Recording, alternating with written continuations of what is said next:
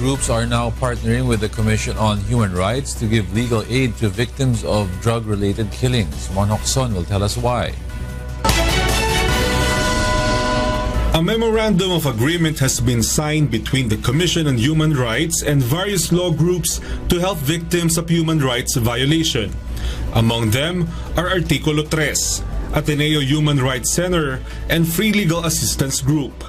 This after the Commission has requested to file charges against those involved in extrajudicial killings.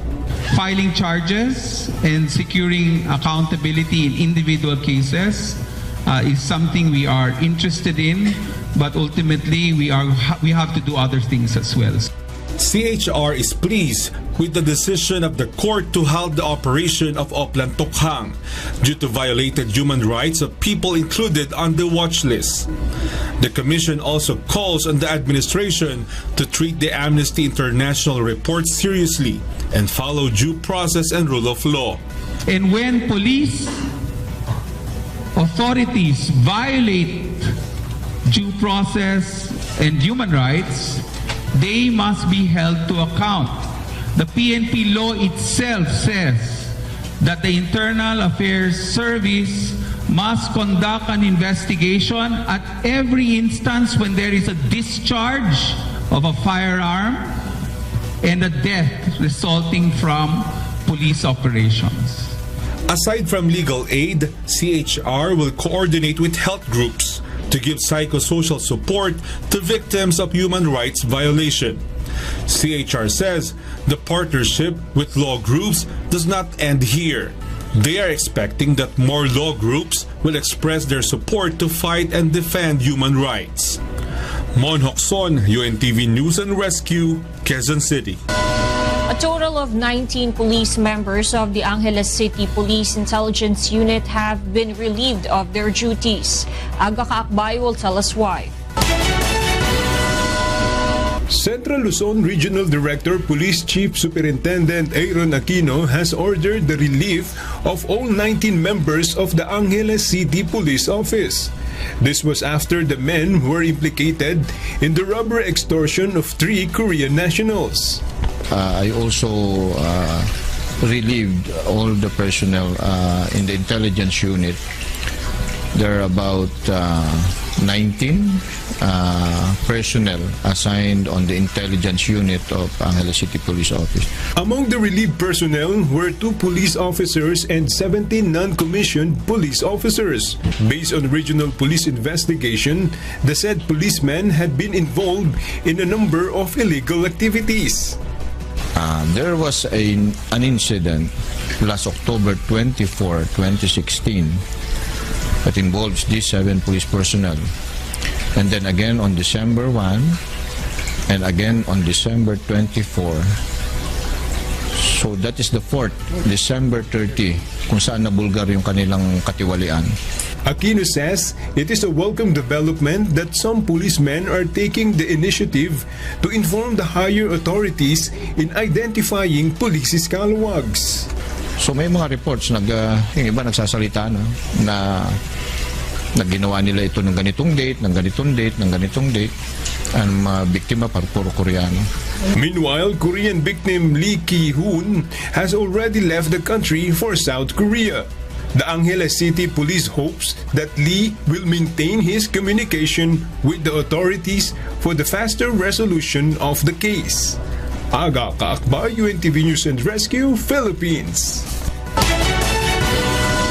The Criminal Investigation and Detection Group National Capital Region denies giving special treatment to former police officer Cesar Mancao following his voluntary surrender last Monday. Rhea Ilagan will tell us why. Investigation and Detection Group National Capital Region confirmed that the former chief of the Presidential Anti-Organized Crime Task Force Luzon, o PAOK-TF, Police Senior Superintendent Cesar Mancao, is detained at a separate detention cell. But according to CIDG NCR Chief Police Senior Superintendent Belly Tamayo, the fact that they did not detain Mancao at the detention cell where drug suspects and Abu Sayyaf members are also detained doesn't mean they are giving giving him special treatment. Tamayo argues they have to ensure Mangkao's safety pending the order from the court as to where he will be detained, as he is their liability. He's in good physical condition, and we are very optimistic that he will be presented, if the court requires, he will be presented in good physical condition. Mangkao is currently detained at a room inside CIDG, and like other detainees, he is not allowed to leave. Although there is no one visiting him yet, Mangkao is still entitled to have visitors, which are allowed only during Mondays, Wednesday, and Friday from 9 to 11 in the morning and 1 to 3 in the afternoon. Since he turned himself out to us, wala pa pong dumadalo sa kanya. The issue of giving special treatment to Mangkao stemmed from the fact that he was the classmate of PNP Chief Police Director General Ronald Bato de la Rosa and CIDG Chief Police Director Ruel Obusan in the PMA Sinagtala class of 1986. He is the primary suspect in the murder of publicist Salvador Bubi Dacer and driver Emmanuel Corbito in November 2000 in the Makati Business District. Leia Ilagan, UNTV News and Rescue, Camp Crame. The Department of Environment and Natural Resources, or DENR, releases the result of the mining audit in the country. Half of them were ordered to permanently shut down their operations. Ray Pelayo will tell us why. DENR Secretary Gina Lopez personally witnessed through aerial survey the devastation that mining has caused on the country's mountains. This is why the official pushed for the closure of 23 of the 41 metal mines that have caused damages to the environment and community. 4 of them are mines in Zambales, 3 in Homonhon Island in Samar, 7 in Dinagat Island, 7 in Surigao del Norte, 1 in Benguet, and 1 in Bulacan. 5 mines were also suspended, 1 is deferred, while 12 passed the audit. Lopez says 15 of the mines to be closed are located in the watershed areas wherein mining operations is prohibited. The decision on the watersheds is non-negotiable. You cannot and you must not and you should not have any mining which endangers the water supply of the Filipino. The UNTV drone captured the mining sites in Zambales last year, and the same scenario was seen. Polluted ang hangin, polluted ang dagat, polluted ang ilog hanggang dagat. Ang mga sakahan sira-sira. The secretary said despite the massive destruction of the environment due to mining, LGUs and communities gain significantly less because 82% of the profit goes to the mining company. The mining audit's action are seen to save wonderful places like the bonsai area in Dinagat Island. The DENR is now planning for the rehabilitation of areas damaged by mining. Ray Pelayo, UNTV News and Rescue, Quezon City. Authorities are now looking for 2 employers who now have standing warrants of arrest issued by the Quezon City Regional Trial Court. Grace Casin will tell us why. Celebrity Dr. Joel Mendez now has a standing warrant of arrest for his failure to remit the SSS contributions of his employees amounting to 1.8 million pesos since 2011. The authorities, however, failed to arrest him because, according to one of his staff, Mendez is in Cagayan de Oro. According to SSS Legal Department, Mendez was given a chance to defend himself in court, but he refused to cooperate. Ito pong si Dr. Mendez hindi po umaten ng mga hearing na sumusunod. Nung una po, umaaten po siya. Nung sila na po ang dapat magpresenta ng ebidensya, hindi na po sila nagpresenta. Meanwhile, another employer, the president of Ship Manning Agency, Peter Nicolas Tunjis II, also has a standing warrant of arrest for the same offense. According to his sister, Tunjis has not lived in their house for a very long time already. Tunjis failed to remit SSS contributions of his employees since 2008, amounting to 800,000 pesos. The court convicted Mendez and Tunjis for 6 to 7 years of imprisonment as they violated Section 22A of the Republic Act 8282 or SSS law. Itong mga sineserve natin ng mga warrant of arrest ay base na sa final judgment.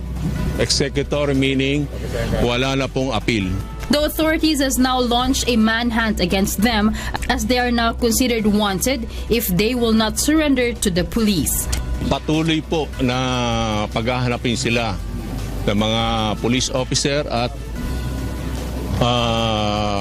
balang araw po siguradong mahuhuli din po sila. SSS remind employers to regularly remit the contributions of their members to prevent imprisonment. All employees with concerns can go directly to any SSS branch or send an email at member_relations@sss.gov.ph. Grace Caston, UNTV News and Rescue, Quezon City. 4 persons are in critical condition while 3 are still missing in the massive factory fire at the Cavite Export Processing Zone. June Surya will tell us why. Cavite Governor Jesus Crispin Remulla says at least 4,000 workers were inside when the fire broke at 6:15 in the evening yesterday at Cavite Export Processing Zone or EPSA in General Trias City. Though the fire is now under control, authorities couldn't declare total fire out. Over 100 individuals were injured, including 3 Japanese nationals. 3 persons are reported missing. UNTV drone has captured the extent of the fire from the House Technology Industries or HTI facility where housing materials for export to Japan are manufactured. It occupies 6 hectares of the Cavite Export Processing Zone and the biggest employer in the area with about 15,000 employees. Jerwin Bitang, an employee of HTI, says the fire spread swiftly coming from the second floor. Pagkala ko doon sa may second floor, sa may panel so daw yun. Panel installation. So wala pang 30 seconds, andun na sa third floor. Ang pagkakarinig ko parang sa panel so daw nag-final wire. 30 of the injured are being treated at Divine Grace Medical Center. 4 of them are in critical condition. HTI promised to shoulder the medical expenses of the fire victims. June Suriao, UNTV News and Rescue.